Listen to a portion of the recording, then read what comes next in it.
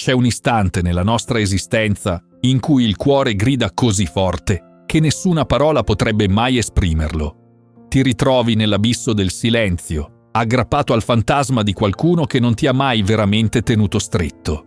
È un dolore invisibile, che non lascia tracce sulla pelle ma devasta l'anima come un uragano. Hai donato tutto, la tua fiducia, il tuo tempo, la tua essenza.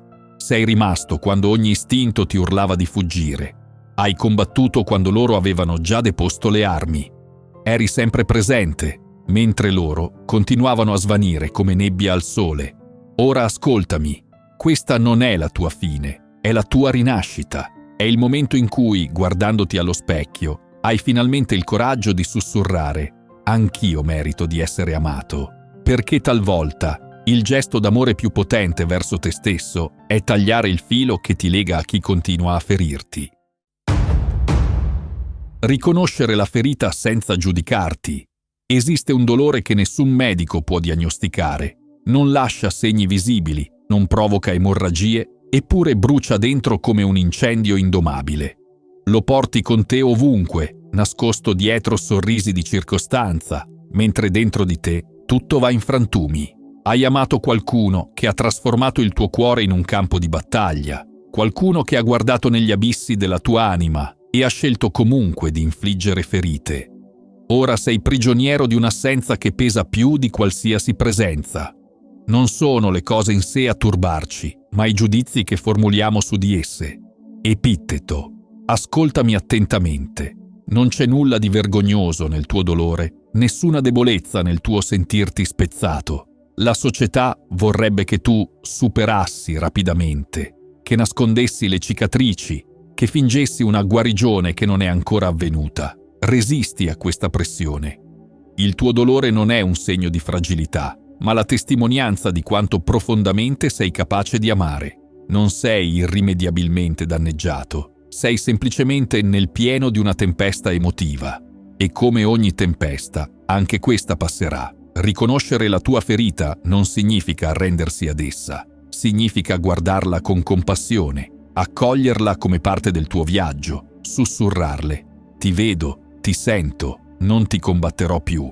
Solo quando smetti di scappare dal tuo dolore puoi finalmente iniziare a guarirlo. Il processo inizia con una semplice verità: sì, sono ferito, sì, sto soffrendo, e va bene così. Il primo passo verso la libertà è proprio questo: abbracciare la tua verità senza filtri, senza maschere, senza il peso soffocante dell'autogiudizio che ti è stato insegnato.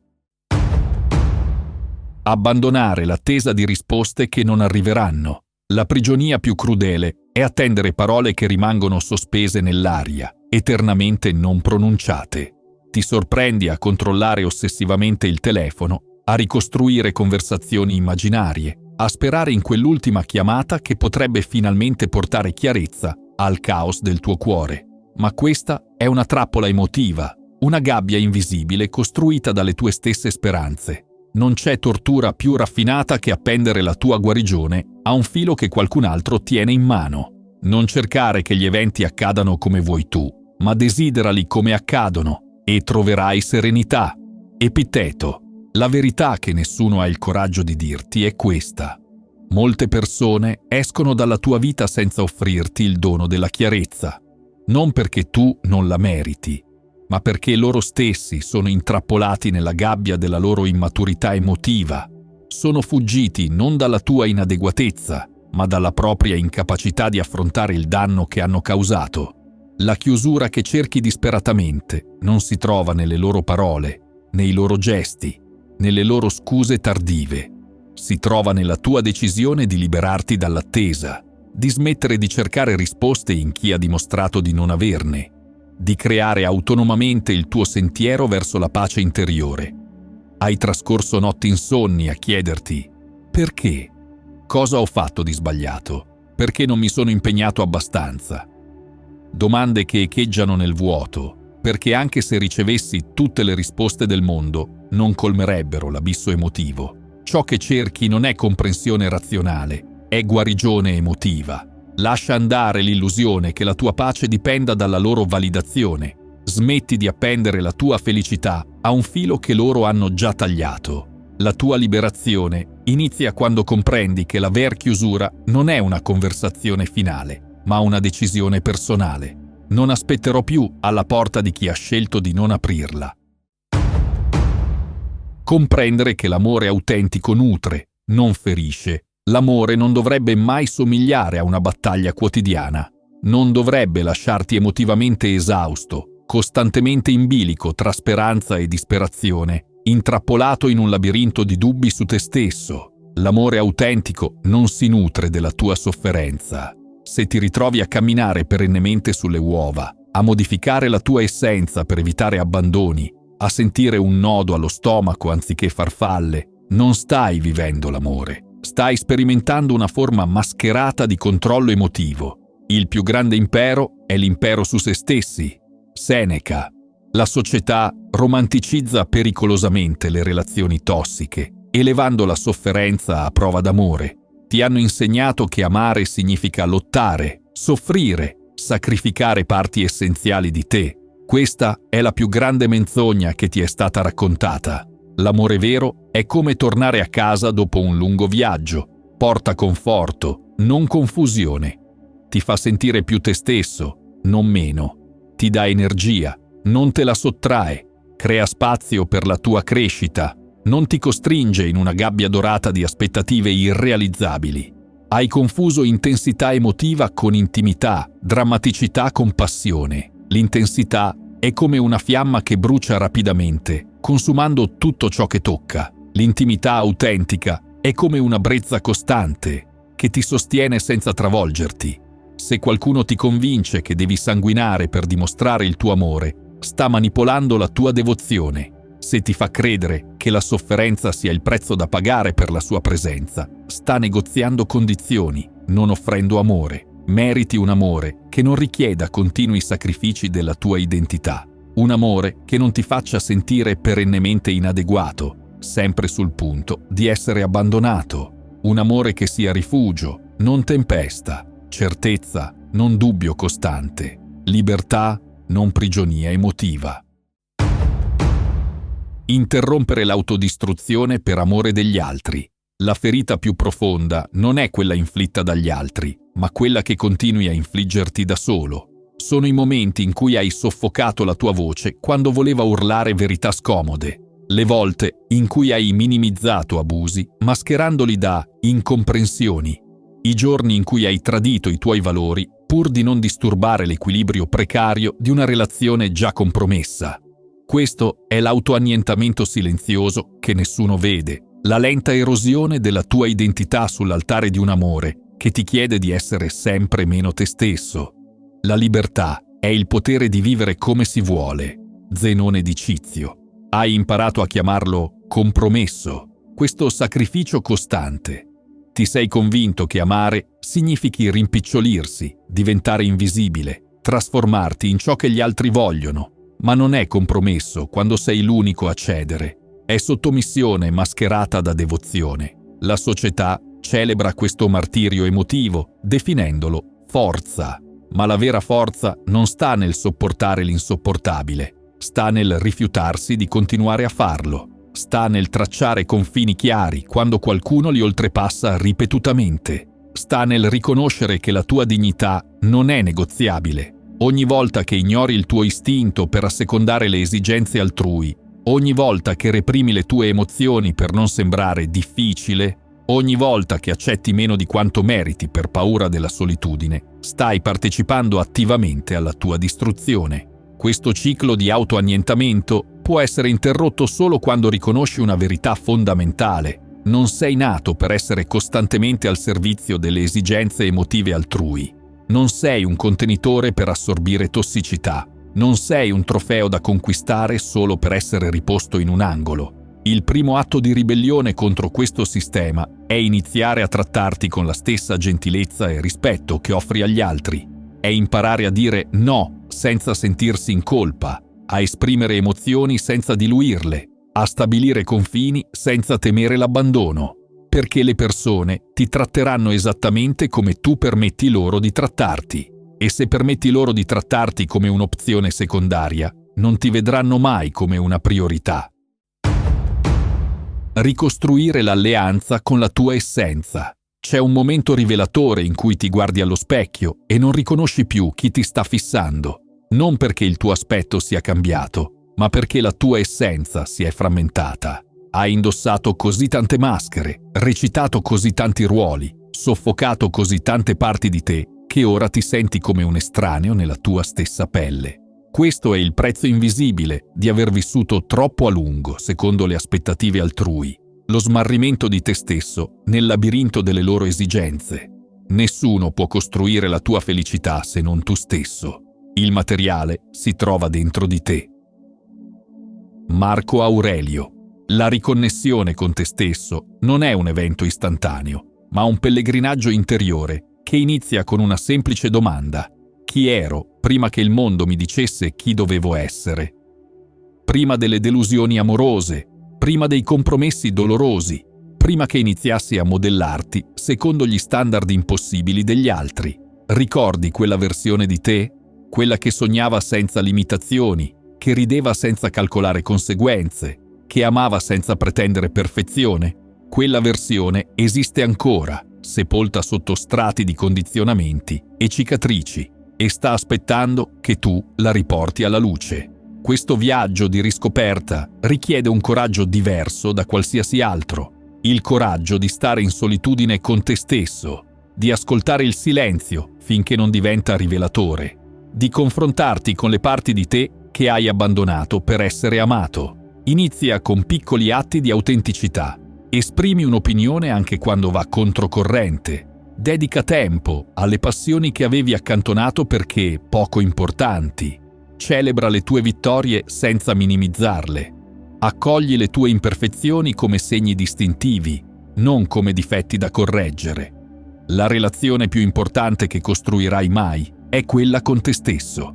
È il fondamento su cui poggia ogni altra interazione. Se questa base è fragile, crollerà sotto il peso delle aspettative esterne. Se è solida, diventerà la tua ancora nei momenti di tempesta emotiva. Non puoi aspettarti che gli altri vedano il tuo valore se sei il primo a metterlo in discussione. Non puoi pretendere rispetto se continui a trattarti con disprezzo. Non puoi ricevere amore autentico se non hai imparato ad amare prima te stesso.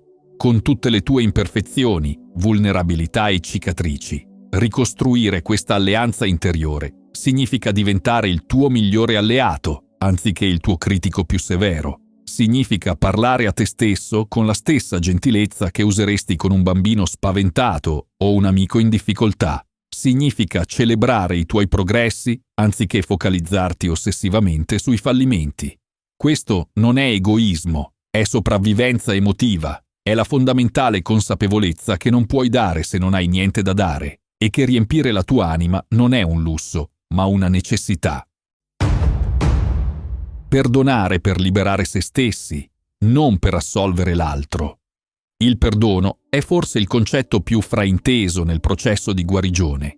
Lo immaginiamo come un gesto altruistico verso chi ci ha ferito, una soluzione che in qualche modo minimizza il danno subito.